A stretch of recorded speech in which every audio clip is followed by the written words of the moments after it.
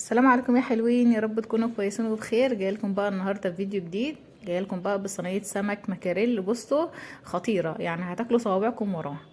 زي ما انتم شايفين كده هنعمل مع بعض النهارده الغدا بتاعنا صينيه السمك التحفه دي. وعايزه اقول لكم بقى جوزي بيعشق صينيه السمك دي من ايديا، يعني بيطلبها مني كده يعني على طول بيطلبها مني كده بالاسم بجد. ان شاء الله برضو انتوا لو جربتوها هتعجبكم، وجربوها بنفس الطريقه دي وانا متاكده انها هتعجبكم. وعايزه اقول لكم بقى ما بتاخدش وقت خالص وفي ثواني، ويعني غيرنا كده الطريقه التقليديه اللي احنا بنعمل بيها على طول صينيه السمك، فعملتها بالطريقه دي وان شاء الله هتعجبكم زي ما هي عجبتنا كده بالظبط.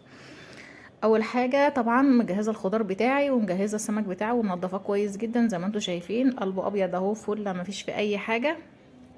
ونقعته شويه بشويه ملح كده، طبعا ما نحطش خل واحنا بننقع السمك عشان السمك ما يتهريش. وجهزت بقى الخضار بتاعي جنبي، واول حاجه هبدا بتتبيله السمك زي ما انتم شايفين. معايا شويه من التوم وشويه من هرسه الشطه زي ما انتم شايفين معايا كده. هحط عليهم بقى معلقتين خل، واعصر عليهم بقى عصره ليمونه. وهبدا اتبل بقى التتبيله بتاعتي دي، املحها، احط لها بقى ملح وفلفل اسود وكمون وكزبره ناشفه وبهارات سمك. اطعمها كده عشان هي ديت اللي هتطعم لي السمك بتاعي. زي ما انتم شايفين كده هضرب بقى الميكس ده كله كده في بعضه زي ما انتم هتشوفوا معايا دلوقتي. شويه فلفل اسود مش كتير، بس بقى نكتر في الكمون والكزبره عشان دول يعني بيخلوا السمك في حته تانية. كمون اهو زي ما انتم شايفين. هضرب بقى كده ميكس كله مع بعضه، وهبدا بقى اتبل بقى قلب السمكيه كده من جوه علشان تشرب من التتبيله بتاعتي. طبعا لو عندكم وقت ممكن تسيبوها يعني ساعة ساعتين كده في التلاجة وهي متبلة، علشان اللحم بتاع السمك كله ياخد ويتشرب من التتبيلة. بس انا كنت مستعجلة فانا على طول يعني تبلتها وعلى طول استعملتها، يعني ايه ما ركنتهاش في التلاجة ولا حاجة. معايا سمكتين، السمكتين دول كيلو، وعلى فكرة الكيلو 150 جنيه يعني لمعلوماتكم يعني. معايا بقى الخضار بتاعي، معايا بقى جزر مبشور، ومعايا طماطم متقطعه صغير، ومعايا فلفل متقطع صغير. طبعا كل الخضار بقى اللي عندك اللي انت يعني ايه بتحبيه في صينيه السمك جوه مطلعيه. الجزر بيسكر كده الحاجه وبيخلي طعم الخضار حلو. وكمان جبت بصلتين زي ما انتم شايفين كده، لا مش بصلتين، هما 3 4 يعني. قطعتهم كده شرايح زي ما انتم شايفين، عشان اقلب بقى الخضار بتاعي ده كله كده ببعضه. والخضار بقى بتاعي ده هينزل ميه وهيسوي لي السمك، وهيخلي صينيه السمك بصوا خطيره. نكتر بقى بصل عشان هي الاكله دي يعني او الطريقه ديت معتمده على البصل الكتير، والجزر برضو اساسي فيها وكده. هنزل بقى في الطبق بتاعي عشان احط عليكم بقى كل الخضار. عايزه بقى تحطي فلفل حامي او فلفل بارد على حسب ما انت عايزه. انا حطيت فلفل بارد عشان هحط هرسه شطه، فعشان ما تبقاش يعني مش هتشطه قوي كده. معايا بقى بطاطستين كده حجم متوسط او حبايتين من البطاطس، يعني قطعتهم كده شرايح برضو رفيعة علشان السمك ما بياخدش تسوية كتير، فعلى بال ما السمك يستوي تكون البطاطس استوت. دي بصلايه كنت ناسياها فرجعت تاني قطعتها.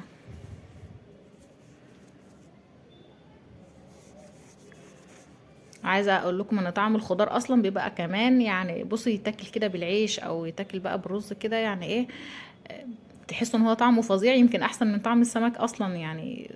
مش هتسيبه ولا حته خضار هتترمي من صينيه السمك بالخضار دي. هعصر بقى ليمونه. وكان معايا بقى معلقه من التتبيله اللي انا كنت متبله بيها السمك، حطيتها كمان اللي هي هرست الشطه بالتوابل والثوم وكده.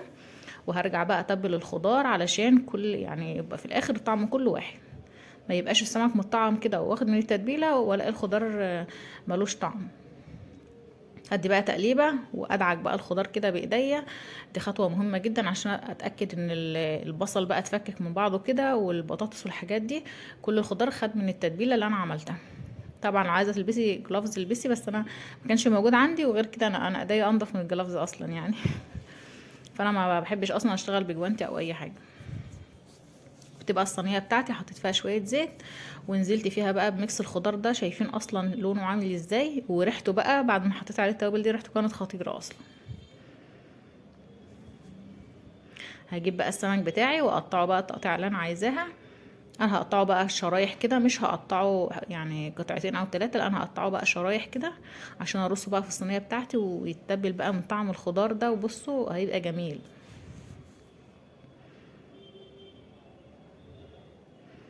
هحطهم بقى كده في الصينيه شايفين، وهقطع السمكية التانية برضو بنفس الطريقة.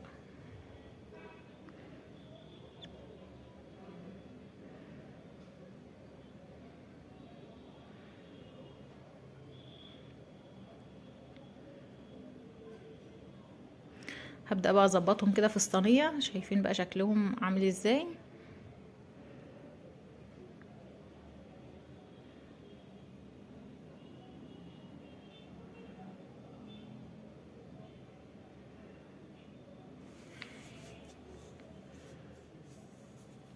معايا بقى بطاطسية تانية، انا كنت قطعت واحدة بس في التتبيلة الاولانية ديت، ومعايا البطاطسية التانية ديت هقطعها كده شرايح، وبين كل قطعة سمك والتانية هحط شريحة بطاطس كده زي ما انتوا شايفين، علشان برضو يبقى الشكل حلو وفي الاخر برضو هي هتستوي لان عاملاها شرايح رفيعة خالص.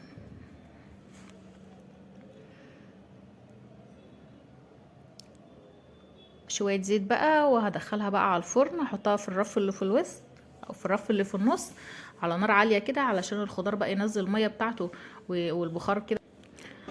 وبعد بقى ما الاقيها استوت معايا من تحت والخضار استوى معايا، هروح بقى رافعاها على الرف اللي هو بتاع الشوايه، اسيبها بقى تحت الشوايه كده شويه لحد ما تاخد اللون اللي انا عايزاه.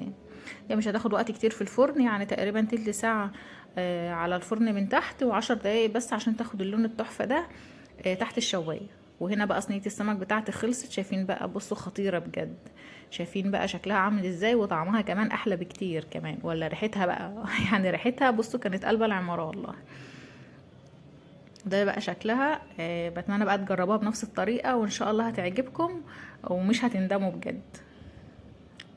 بصوا بقى شكلها عامل ازاي. انا عملت معاها بقى رز ابيض، تقدري بقى تعملي انت معاها رز ممكن حبايه وحبايه او رز ابيض على حسب ما انت عايزه، بس انا عندي ولادي يعني اي حاجه فيها صلصه كده بيفضلوا فيها الرز الابيض عن اي رز تاني.